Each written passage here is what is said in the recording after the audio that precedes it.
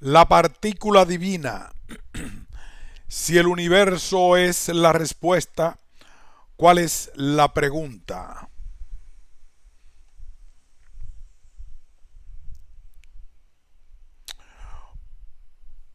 Un ensayo de Leon Lederman y Dick Teresi.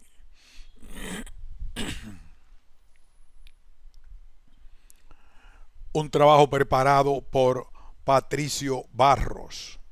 Colaboración de Sergio Barros. La partícula divina. Presentación.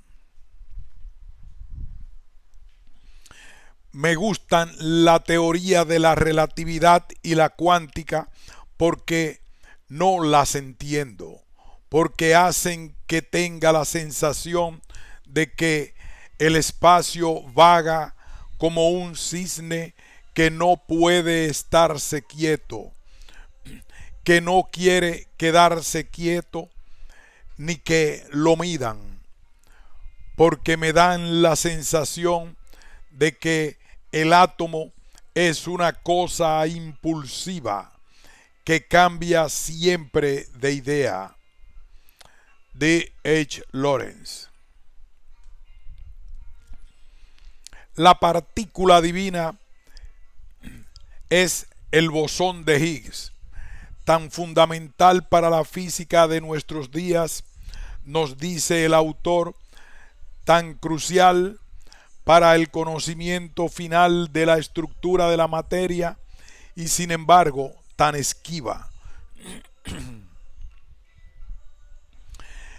Leon Lederman, Premio Nobel de Física, nos conduce en este libro a lo largo de la historia de la ciencia, desde Demócrito hasta nuestros días, siguiendo las investigaciones y los hallazgos de los hombres que han tratado de penetrar los secretos de la materia, hasta llegar al momento presente, en que los científicos parecen hallarse en el umbral de este último descubrimiento, en que, gracias al gran acelerador LHC, que se está construyendo en el CERN, podrá encontrar la partícula divina y con ella esa hermosa explicación final en que todas las leyes de la naturaleza pueden expresarse en una única y sencilla ecuación. Lederman consigue el milagro de hacernos fácilmente comprensibles los aspectos más complejos de la física actual, nos lleva a apasionarnos por los misterios de la materia y lo que puede parecer más sorprendente, consigue divertirnos, porque su libro, entreverado de anécdotas y ocurrencias, está escrito con un profundo sentido del humor, hasta el punto que un crítico ha dicho: a partir de ahora, ver a alguien leyendo un libro y riéndose a carcajadas no excluye la posibilidad de que se trate de una obra de física escrita por un consagrado premio Nobel. Leon Lederman lo ha logrado. Su obra, La partícula divina, va cargada de un corrosivo sentido del humor. Los autores: Leon M. Lederman, New York, 1922, físico estadounidense, estudió ciencias físicas en el Colegio de la Ciudad de Nueva York y en la Universidad de Columbia. Comenzó su actividad docente como profesor de física en 1958 en la misma universidad. En 1973 fue profesor de esta materia en el Eugene Higgins. Trabajó también en el Centro Europeo de Investigación Nuclear desde 1948 a 1978.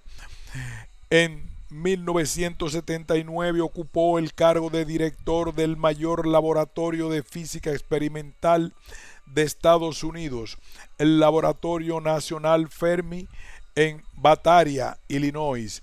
En octubre de 1988, la Academia Sueca le concedió el Premio Nobel de Física, compartido con los norteamericanos Melvin Schwartz y Jack Steiger, por abrir nuevas oportunidades a la investigación de la estructura y la dinámica de la materia a través de los rayos de neutrinos.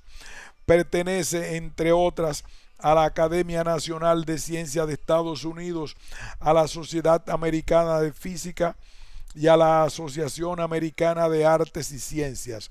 En 1965 le fue otorgada la Medalla Nacional de Ciencia.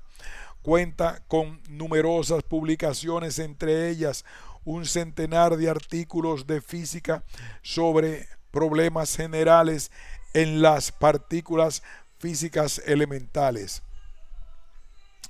Dick Tracy, escritor y editor americano, es conocido por sus libros de divulgación científica e histórica, algunos de ellos escritos en colaboración con grandes figuras académicas.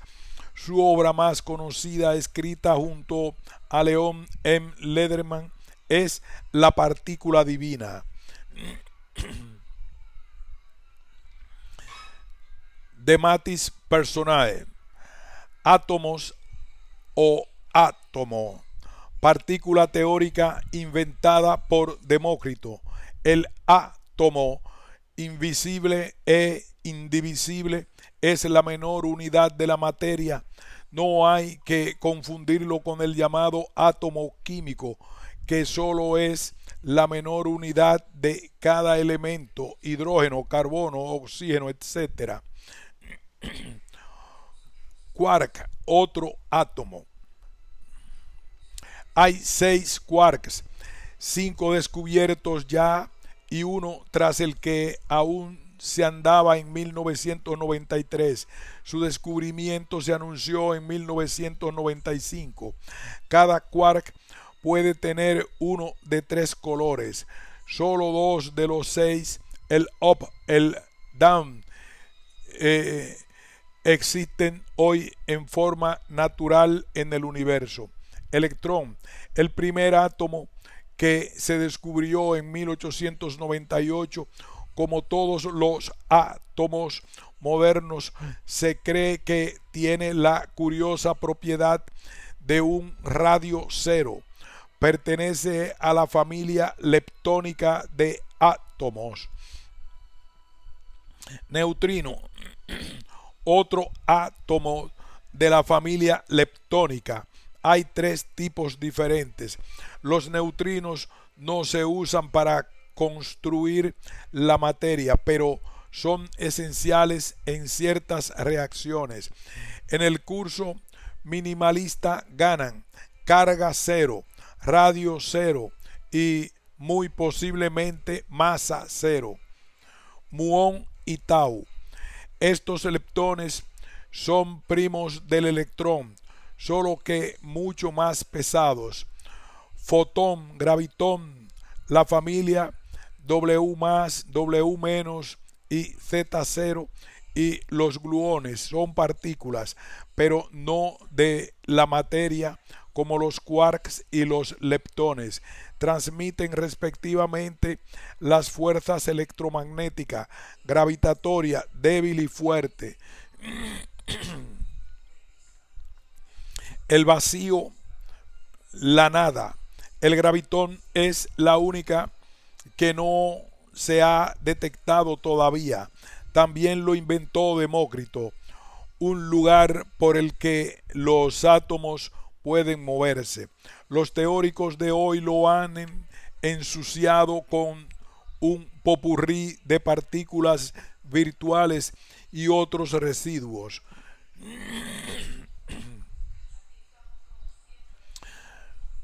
denominaciones modernas, vacío y de vez en cuando éter. El éter lo inventó Isaac Newton, lo volvió a inventar James Clerk Maxwell. Es una sustancia que llena el espacio vacío del universo. Desacreditado y arrumbado por Einstein, hoy está efectuando un retorno nixoniano. En realidad es el vacío, pero cargado de partículas teóricas, fantasmales, dispositivo que dispositivo que incrementa la energía de las partículas como E igual mc al cuadrado. Un acelerador hace que sean más pesadas. Experimentador, físico que hace experimentos teóricos. Físico que hace experimentos.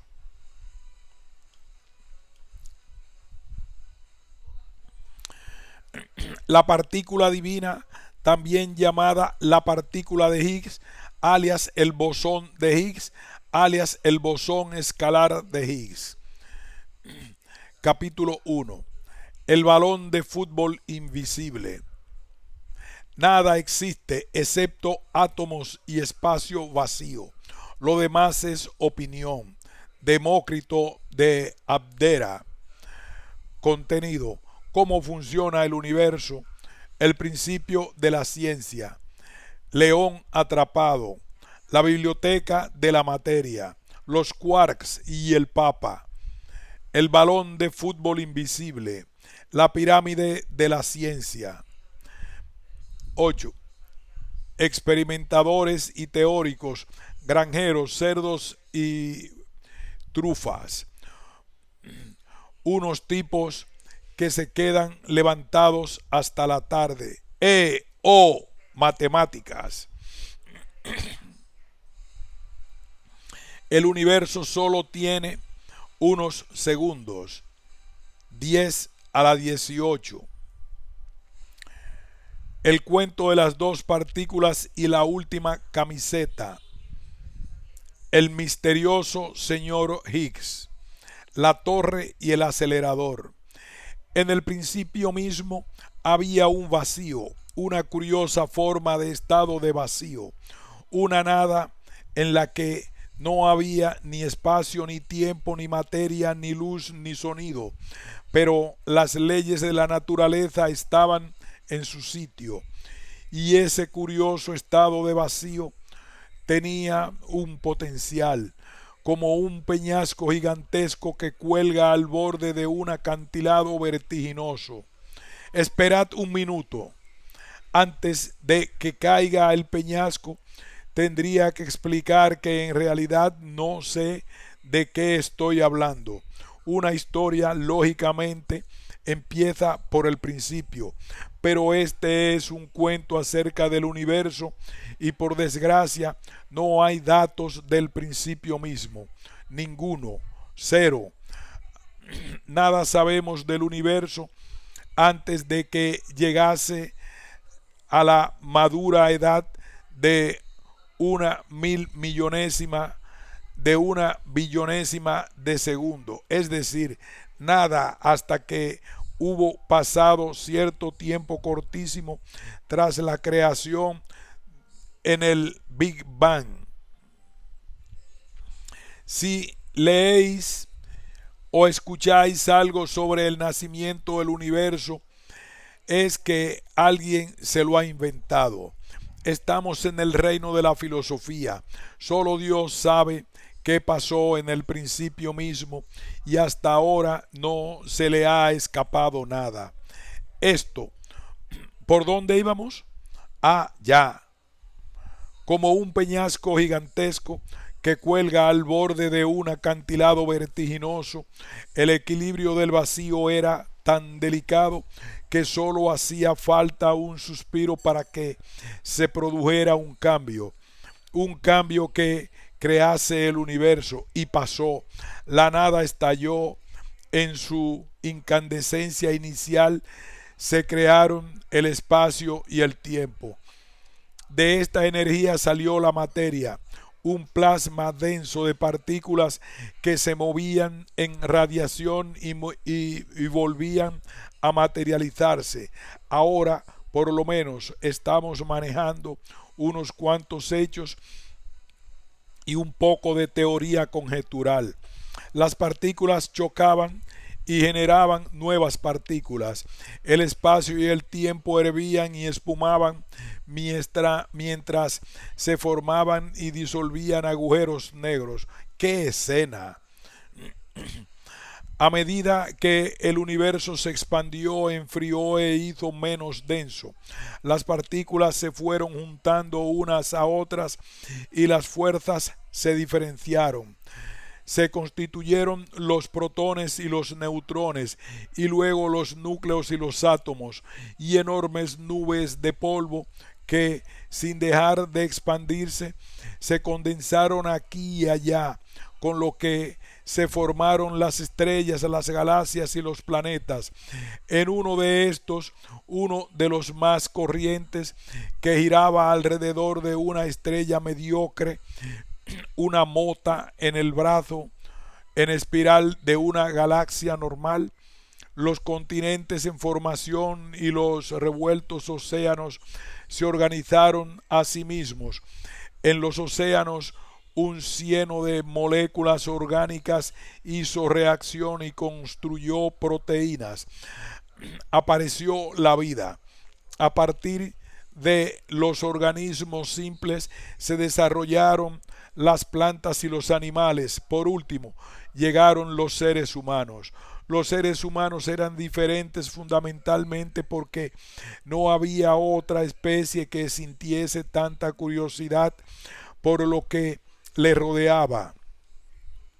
Con el tiempo hubo mutaciones y un raro subconjunto de personas se puso a merodear por ahí.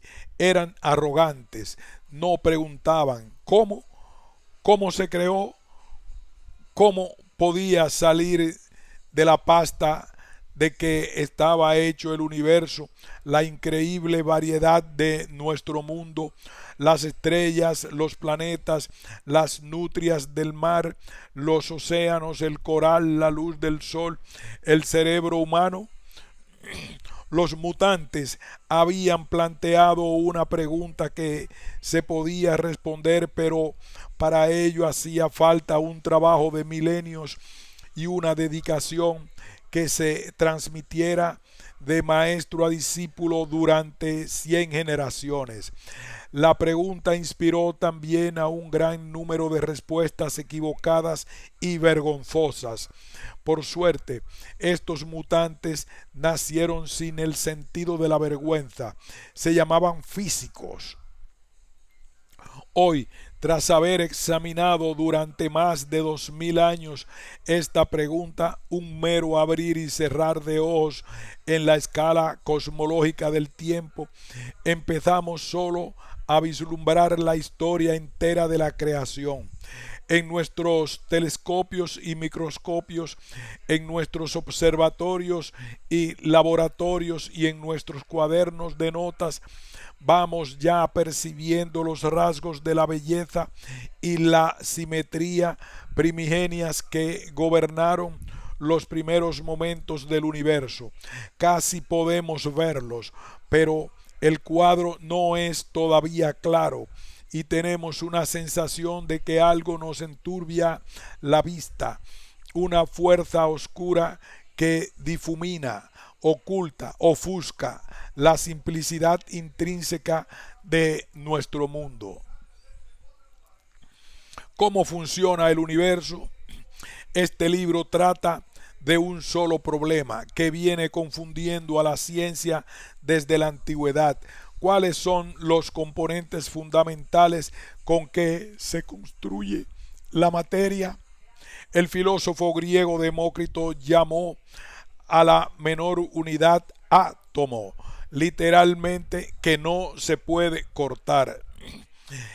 Este átomo no es el átomo del que oísteis hablar en las clases de ciencias del instituto no es como el hidrógeno, el helio, el litio y así hasta el uranio y más allá, que son entes grandes, pesadotes, complicados, conformes a los criterios actuales o según los de Demócrito, por lo que a esto se refiere. Para un físico, hasta para un químico, los átomos son verdaderos cubos de basura donde hay metidas partículas más pequeñas, electrones, protones y neutrones, y los protones y los neutrones son a su vez cubos llenos de chismes aún más pequeños. Tenemos que saber cuáles son los objetos más primitivos que hay y hemos de conocer las fuerzas que controlan su comportamiento social en el átomo de Demócrito, no en el átomo de vuestro profesor de química. Está la clave de la materia. La materia que vemos hoy a nuestro alrededor es compleja. Hay unos 100 átomos químicos. Se puede calcular el número de combinaciones útiles de los átomos y es enorme, miles y miles de millones. La naturaleza emplea estas combinaciones. Las moléculas para construir los planetas, los soles, los virus, las montañas, los cheques con la paga, el Valium, los agentes literarios y los artículos de utilidad. No siempre fue así. Durante los primeros momentos tras la creación del universo, el Big Bang, no había la materia compleja que hoy conocemos. No había núcleos ni átomos. No había nada que estuviese hecho de piezas tan pequeñas. El abrasador calor del universo primitivo no dejaba que se formasen objetos compuestos y si por una colisión pasajera llegaban a formarse, se descomponían instantáneamente en sus constituyentes más elementales. Quizás no había junto a las leyes de la física más que un solo tipo de partícula y una sola fuerza, o incluso una partícula fuerza unificada. Dentro de este ente primordial que encerraban las semillas del mundo complejo donde evolucionarían los seres humanos, puede que básicamente para pensar sobre estas cosas. Quizás os parezca aburrido el universo primordial, pero para el físico de partículas, y esos eran los buenos tiempos. Esa simplicidad era belleza, por neblinosamente que las vislumbremos en nuestras lucubraciones. El principio de la ciencia. Aún antes de mi héroe Demócrito, había ya filósofos griegos que se atrevieron a intentar una explicación del mundo mediante argumentos racionales y excluyendo rigurosamente la superstición, el mito y la intervención de los dioses. Estos habían sido recursos valiosos para acomodarse a un mundo lleno de fenómenos temibles y aparentemente arbitrarios, pero a los griegos les impresionaron también las regularidades, la alternancia del día y la noche, las estaciones, la acción del fuego, del viento, del agua. Allá por el año 650 antes de Cristo había surgido una tecnología formidable en la cuenca mediterránea. Allí se sabían medir los terrenos y navegar con ayuda de las estrellas. Su metalurgia era depurada y tenían un detallado conocimiento de las posiciones de las estrellas y de los planetas, con el que hacían calendarios y variadas predicciones. Construían herramientas elegantes y finos tejidos y preparaban y decoraban su cerámica muy elaboradamente, y en una de las colonias del imperio griego, la bulliciosa ciudad de Mileto, en la costa occidental de lo que ahora es la moderna Turquía, se articuló la creencia de que el mundo, en apariencia complejo, era intrínsecamente simple, y de que esa simplicidad podía ser desvelada mediante el razonamiento lógico. Unos 200 años después, Demócrito de Abdera propuso que los átomos eran la llave de un universo simple, y empezó a buscarla. La física tuvo su génesis en la astronomía. Los primeros filósofos levantaron la vista sobrecogidos al cielo nocturno y buscaron modelos lógicos de las configuraciones de las estrellas, los movimientos de los planetas, la salida y la puesta del sol. Con el tiempo, los científicos volvieron los ojos al suelo. Los fenómenos que sucedían en la superficie de la tierra, las manzanas se caían de los árboles, el vuelo de una flecha, el movimiento regular de un péndulo, los vientos y las mareas, dieron lugar a un conjunto de leyes de la física. La física floreció durante el Renacimiento y se convirtió en una disciplina independiente y distinguible alrededor de 1500. A medida que pasaron los siglos y nuestras capacidades de percibir se agudizaron con el uso de microscopios, telescopios, bombas de vacío, relojes y así sucesivamente, se descubrieron más y más fenómenos que se podían descubrir meticulosamente apuntando números en los cuadernos de notas, construyendo tablas y dibujando gráficos, y de cuya conformidad con un comportamiento matemático se dejaba triunfalmente constancia a continuación. A principios del siglo XX los átomos habían venido a ser la frontera de la física. En los años 40 la investigación se centró en los núcleos. Progresivamente más y más dominios pasaron a estar sujetos a observación. Con el desarrollo de instrumentos de un poder cada vez mayor, miramos más y más de cerca las cosas cada vez menores. A las observaciones y mediciones le seguían inevitablemente síntesis, sumarios compactos de nuestro conocimiento. Con cada avance importante el campo se dividía. Algunos científicos seguían el camino reduccionista hacia el dominio nuclear y subnuclear. Otros, en cambio, iban por la senda que llevaba a un mejor conocimiento de los átomos, la física atómica, las moléculas, la física molecular y la química, la física nuclear y demás.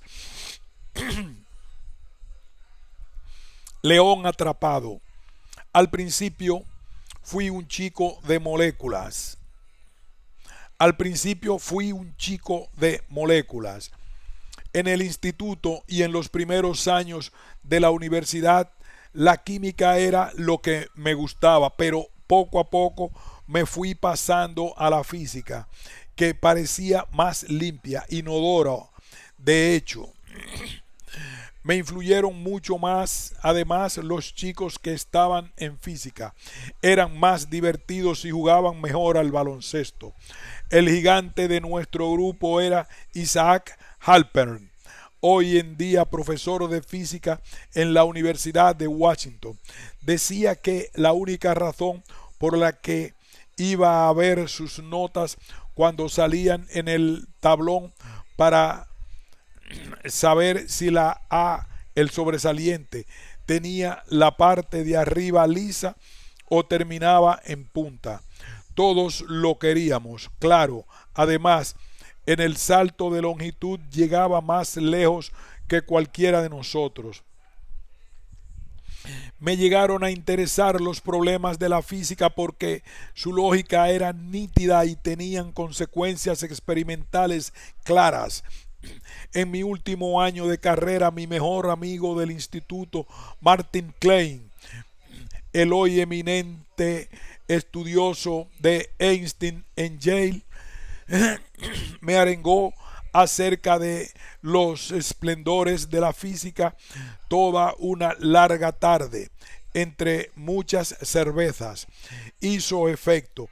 Entré en el ejército de los Estados Unidos con una licenciatura en química y la determinación, si es que sobrevivía a la instrucción y a la Segunda Guerra Mundial, de ser físico.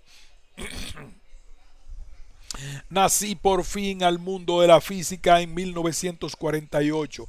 Emprendí entonces mi investigación de doctorado trabajando en el acelerador de partículas más poderoso de aquellos días, el sincrociclotrón de la Universidad de Columbia.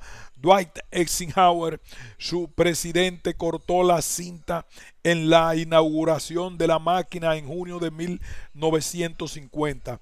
Como había ayudado a Ike a ganar la guerra, las autoridades de Columbia, claro, me apreciaban mucho y me pagaban casi $4,000 por todo un año de trabajo, 90 horas por semana. Fueron tiempos vertiginosos. En los años 50, el sincrociclotrón y otras máquinas poderosas crearon la nueva disciplina de la física de partículas. Para quien es ajeno a la física de partículas, quizás su característica más sobresaliente sea el equipamiento, los instrumentos. Me uní a la búsqueda en el momento en que los aceleradores de partículas llegaban a la madurez. Dominarían la física durante las 4 décadas siguientes. Hoy siguen haciéndolo. El primer machacador de átomos tenía solo unos centímetros de diámetro. El acelerador más poderoso que existe hoy en día se encuentra en el Laboratorio Nacional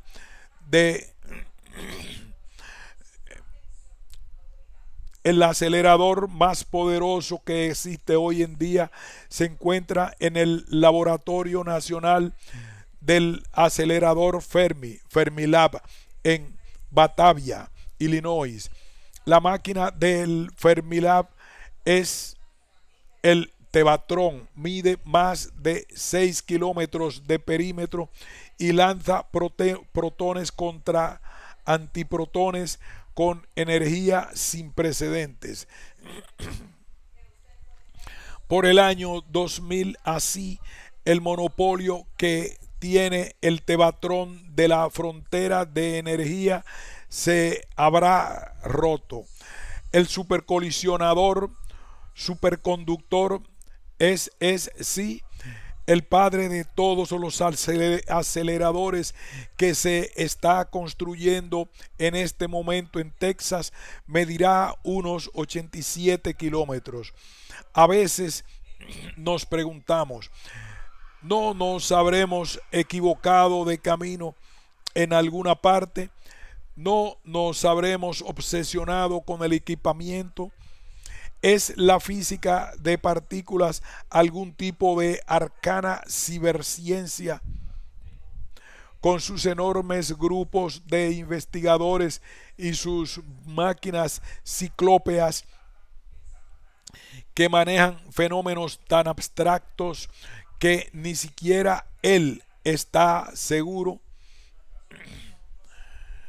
de qué ocurre donde las partículas chocan a altas energías. Nuestra confianza crecerá, nos sentiremos más alentados si consideramos que el proceso sigue un camino cronológico que verosímilmente parte de la colonia griega de Mileto en el 650 a.C. y lleva a una ciudad donde todo se sabe, en la que los empleados de la limpieza e incluso el alcalde saben cómo funciona el universo. Muchos han seguido el camino: Demócrito, Arquímedes, Copérnico, Kepler, Galileo, Newton, Faraday y así hasta Einstein, Fermi y mis contemporáneos. El camino se estrecha y ensancha, pasa largos trechos donde no hay nada, como la autopista 80 por Nebraska, y sinuosos tramos de intensa actividad. Hay calles laterales que son una tentación: la de la ingeniería eléctrica, la química, las radiocomunicaciones y la materia condensada. Quienes las han tomado han cambiado de manera en que se vive en este planeta, pero quienes han permanecido en el camino ven que todo el rato está marcado claramente por la misma señal: cómo funciona el universo. En este camino nos encontramos los aceleradores de los años 90.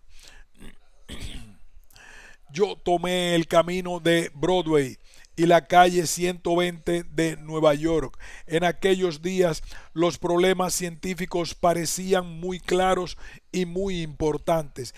Tenían que ver con las propiedades de la llamada interacción nuclear fuerte, y algunos predijeron teóricamente la existencia de unas partículas cuyo nombre era el de mesones, pi o piones. Se diseñó el acelerador de Columbia para que produjese muchos piones mediante el bombardeo de unos inocentes blancos con protones. La instrumentación era por entonces bastante simple, lo bastante pura que un licenciado pudiera entenderla. Columbia era el criadero de física en los años 50. Charles Townes descubriría pronto el láser y ganaría el premio Nobel. James Raywater también lo ganaría por un modelo nuclear, y Willis Lambert por medir el minúsculo desplazamiento de las líneas espectrales del hidrógeno. El premio Nobel Isadore Rabi, que nos inspiró a todos, encabezaba un equipo en el que estaban Norman Ramsey y Polycarp Crutch. A su debida hora ambos recibirían el Nobel. T. D. Lee lo compartió por su teoría de la violación de la paridad. La densidad de profesores ungidos por el santo óleo sueco era a la vez estimulante y deprimente. Algunos miembros jóvenes del claustro llevábamos en la solapa chapas donde se leía "todavía no". El Big Bang del reconocimiento profesional me llegó en el periodo 1959-1962, cuando dos de mis colegas en Columbia y yo efectuamos las primeras mediciones de las colisiones de los neutrinos de alta energía. Los neutrinos son mi partícula favorita. Casi no tienen propiedades, carecen de masa o tienen muy poca, de carga eléctrica y de radio. Y para más escarnio, la interacción fuerte no les afecta. El eufemismo que se emplea para describirlos es decir que son huidizos. Un neutrino apenas es un hecho. Puede pasar por millones de kilómetros de plomo sólido sin que la probabilidad de que participe en una colisión deje de ser ínfima. Nuestro experimento de 1961 proporcionó la piedra angular de lo que llegaría a conocerse en los años 70 con el nombre de modelo estándar de la física de partículas. En 1988 fue reconocido por la Real Academia Sueca de la Ciencia con el premio Nobel. Todos preguntan ¿por qué esperaron 27 años? La verdad es que no lo sé. A mi familia le daba la excusa cómica de que la academia iba a paso de tortuga porque no eran capaces de decidir cuál de mis grandes logros iban a honrar.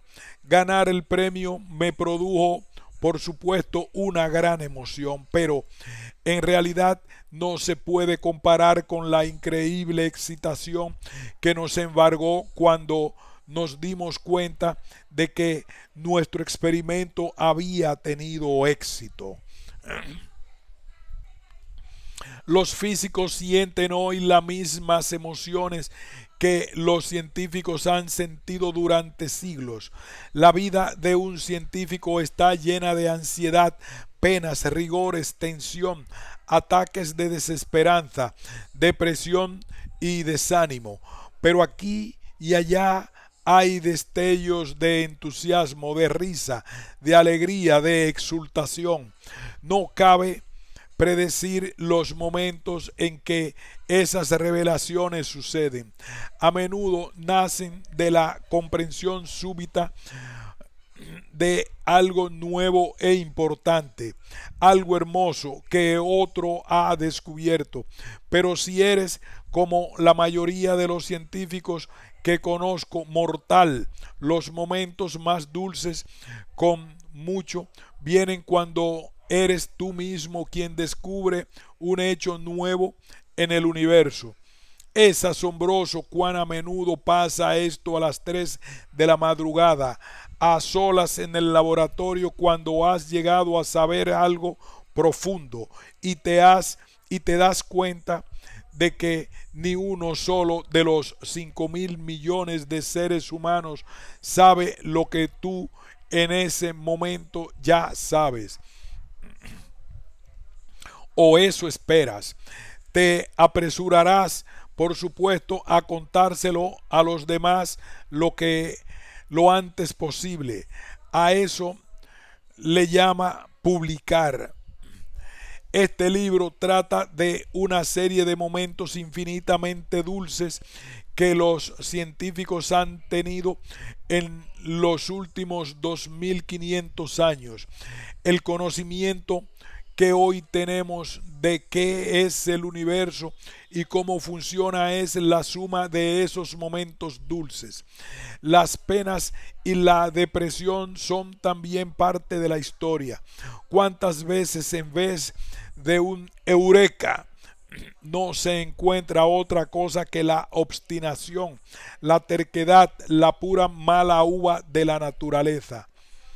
Pero el científico no puede depender de los momentos de eureka para estar satisfecho de su vida.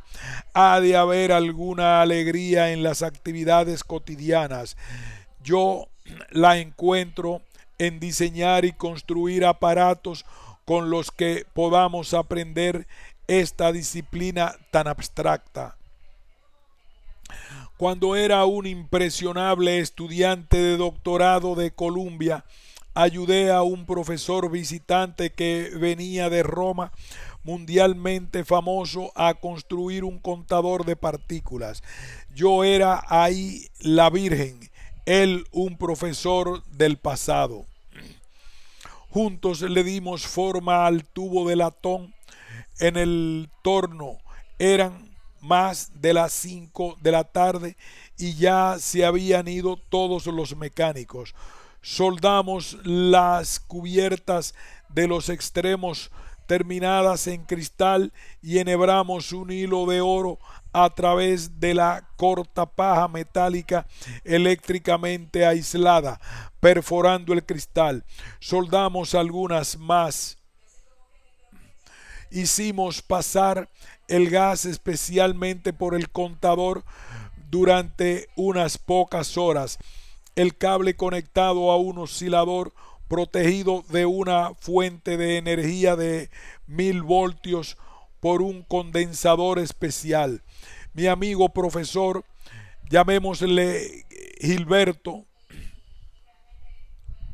que no es Gilberto Martínez, pues ese era su nombre, se quedó con los ojos clavados en la línea verde del osciloscopio mientras se aleccionaba en un inglés indefectiblemente malo sobre la historia y la evolución de los contadores de partículas. De pronto se volvió completa, absolutamente loco. Mamma mía, regardo incredibilo, primo securso o algo así. Gritaba y apuntaba con el dedo. Me levantó en el aire, aunque yo era 15 centímetros más alto y pesaba 25 kilos más que él, y se puso a bailar conmigo por toda la sala. ¿Qué ha pasado?, balbuceé. Mufileto, contestó Iza Contín, es decir, tal y como él pronunciaba el inglés que estaba contando.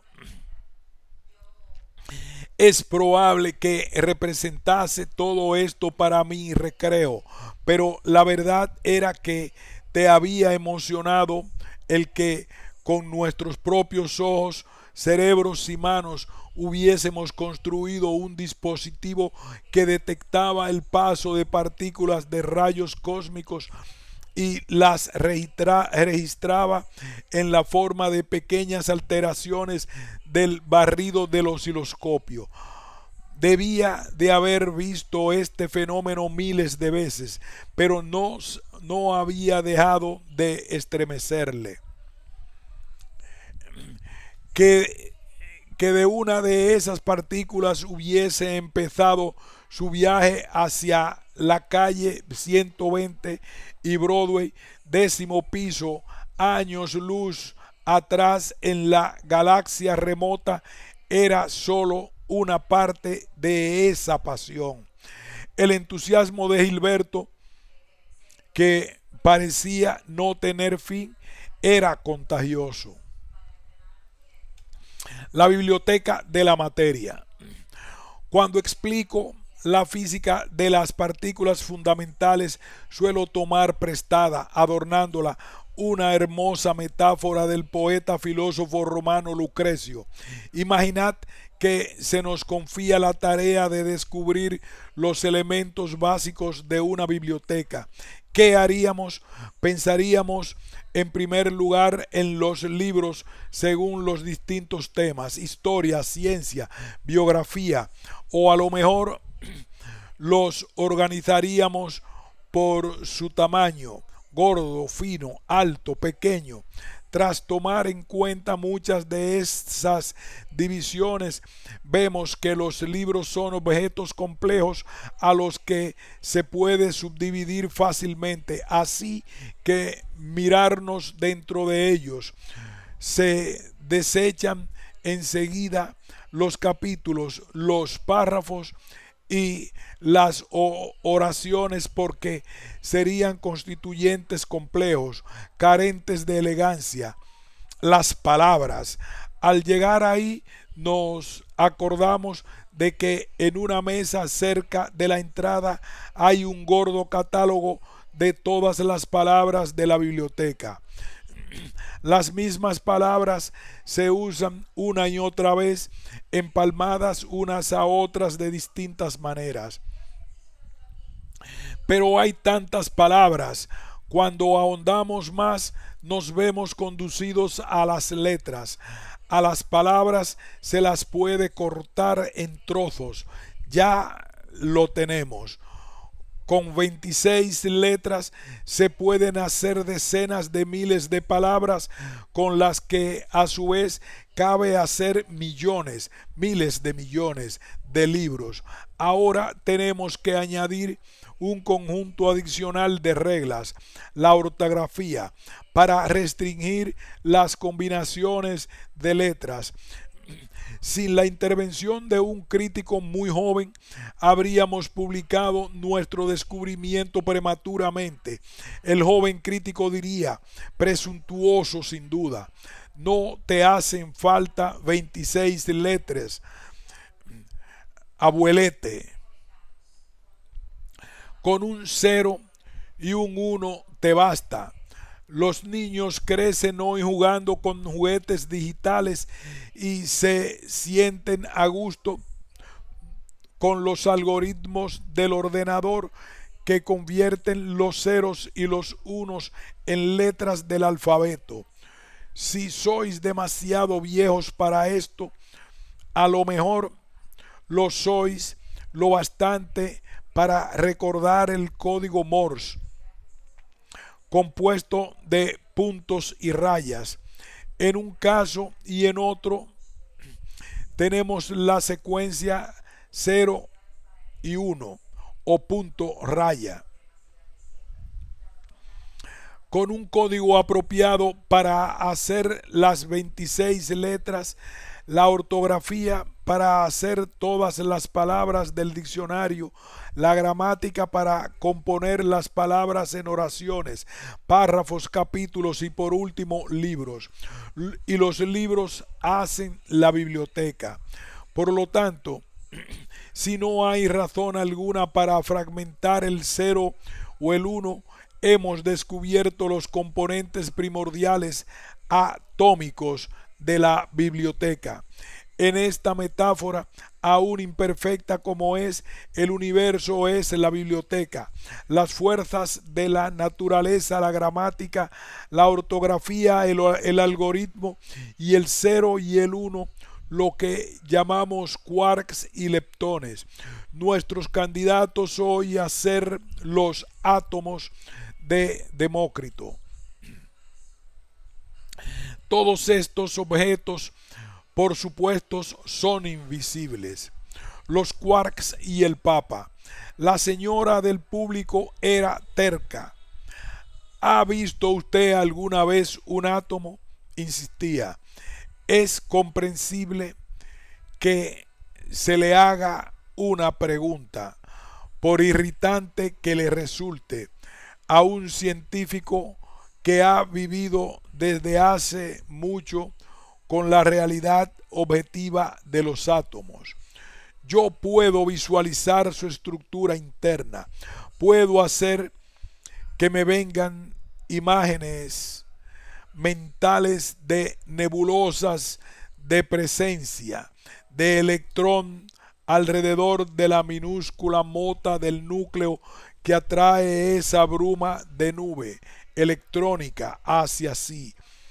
Esta imagen mental no es nunca exactamente la misma para dos científicos. Cada uno construye la suya a partir de las ecuaciones. Estas prescripciones escritas ni son amistosas con el usuario, ni condescendientes con la necesidad humana de tener imágenes. Sin embargo, podemos ver los átomos y los protones y sí los quarks. Cuando quiero responder esa espinosa pregunta, empiezo siempre por intentar una generalización de la palabra ver. Y ve esta página si usa gafas y si mira una copia en microfilm y si lo que mira es una fotocopia, robándome pues mis derechos de autor. Y si lee el texto en una pantalla de ordenador, finalmente, desesperado, pregunto, ¿ha visto usted alguna vez al Papa? Sí, claro, es una respuesta usual. Lo que he visto en televisión. Ah, ¿de verdad? Lo que ha visto es un haz de electrones que da en el fósforo pintado en el interior de la pantalla de cristal. Mis pruebas del átomo o del quark son igual de buenas. ¿Qué pruebas son esas? Las trazas de las partículas en una cámara de burbujas, en el acelerador del Fermilab, un detector de 3 pisos de altura que ha costado 60 millones de dólares, capta electrónicamente los restos de la colisión entre un protón y un antiprotón. Aquí la prueba, el ver, consiste en que decenas de miles de sensores generen un impulso eléctrico cuando pasa una partícula. Todos esos impulsos son llevados a procesadores electrónicos de datos a través de cientos de miles de cables. Por último, se hace una grabación en carretes de cinta magnética codificada con ceros y unos. La cinta graba las violentas colisiones de los protones y los antiprotones, en las que se generan unas 60 partículas que vuelan en diferentes direcciones dentro de las varias secciones del detector. La ciencia es especial, la ciencia, en especial la física de partículas, gana confianza en sus conclusiones por duplicación, es decir, un experimento en California se confirma mediante un acelerador de un estilo diferente que funciona en Ginebra, también incluyendo en cada experimento controles y comprobaciones que confirmen que el experimento discurre conforme a lo previsto. En un proceso largo y complejo, el resultado de muchos años de investigaciones. Es un proceso largo y complejo, el resultado de muchos años de investigaciones. Sin embargo, la física de partículas sigue resultando inescrutable a muchas personas.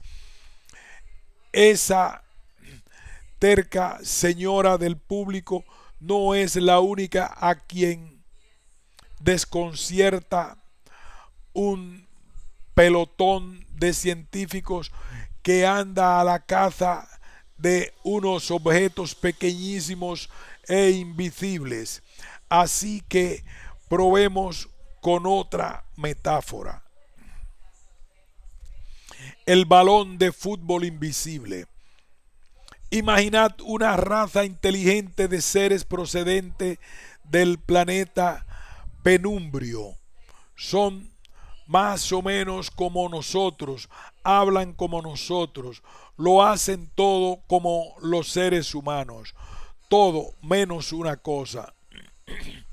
Por una casualidad, su aparato visual es tal que no pueden ver los objetos en los que haya una superposición brusca de blancos y negros.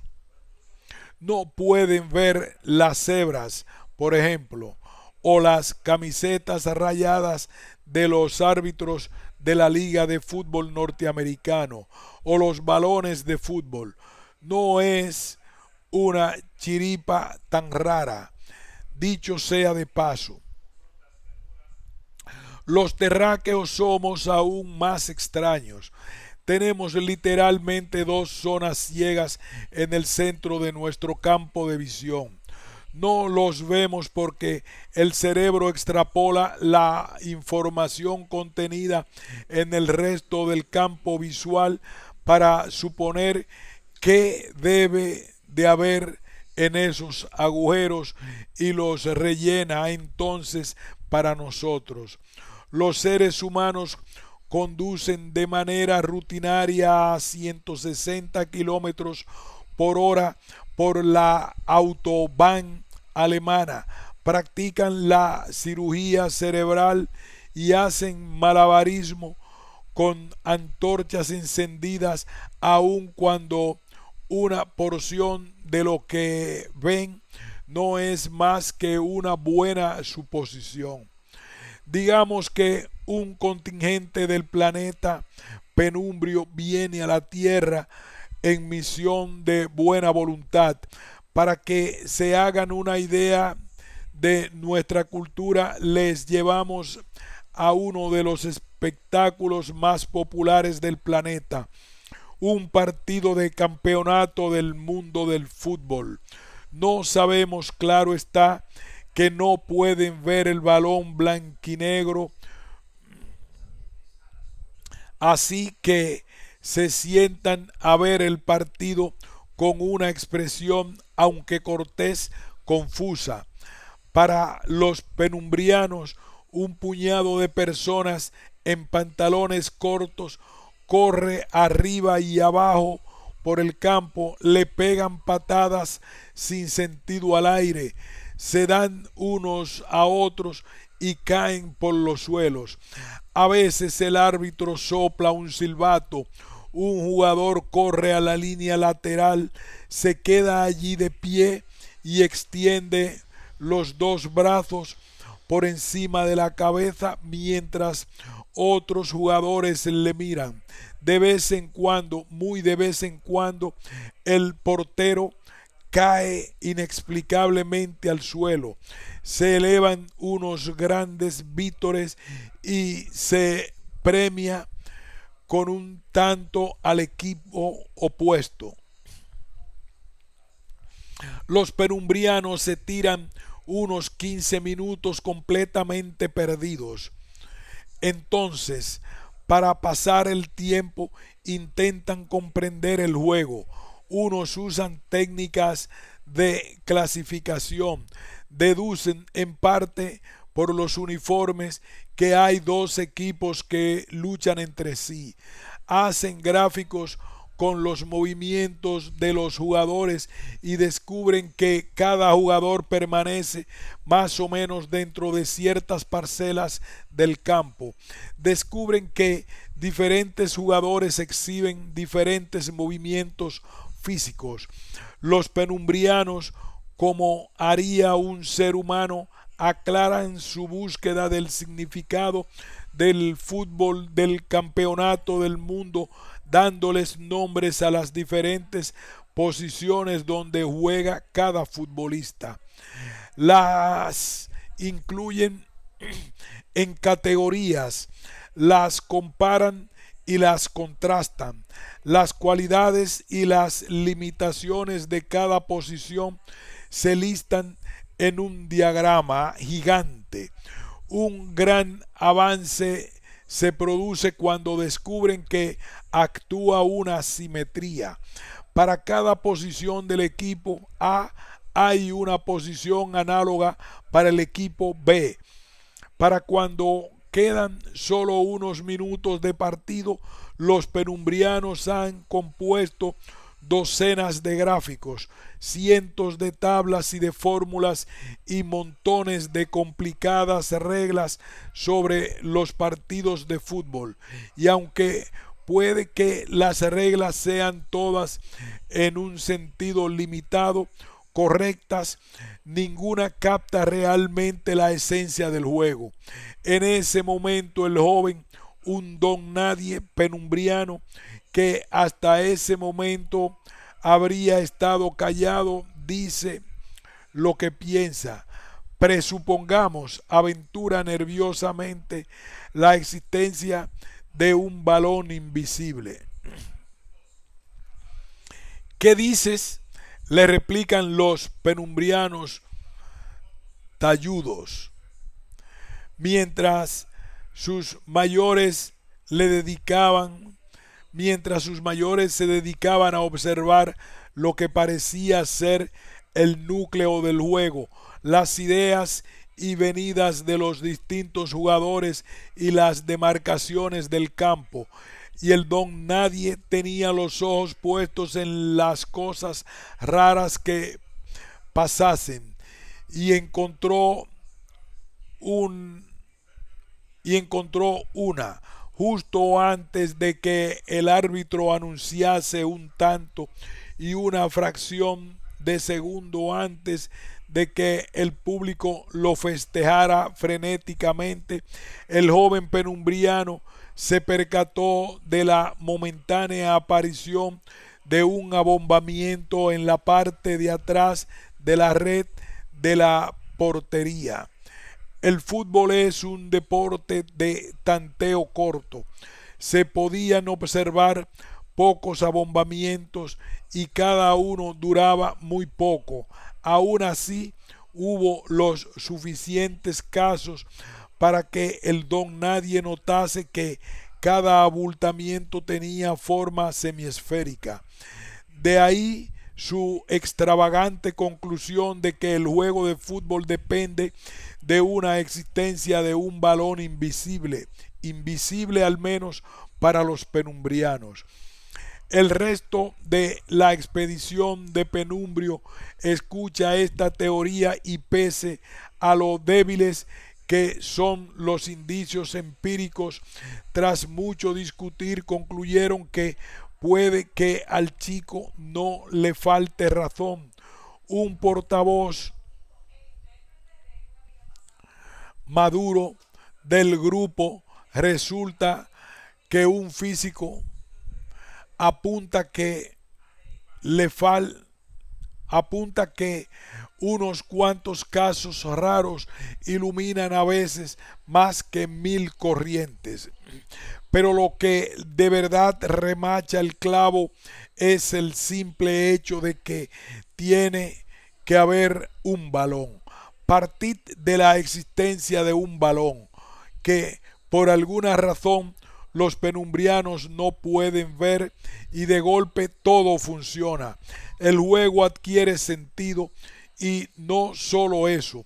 Todas las teorías, gráficos y diagramas complicados a lo largo de la tarde siguen siendo válidos. El balón simplemente da significado a las reglas. Esta extensa metáfora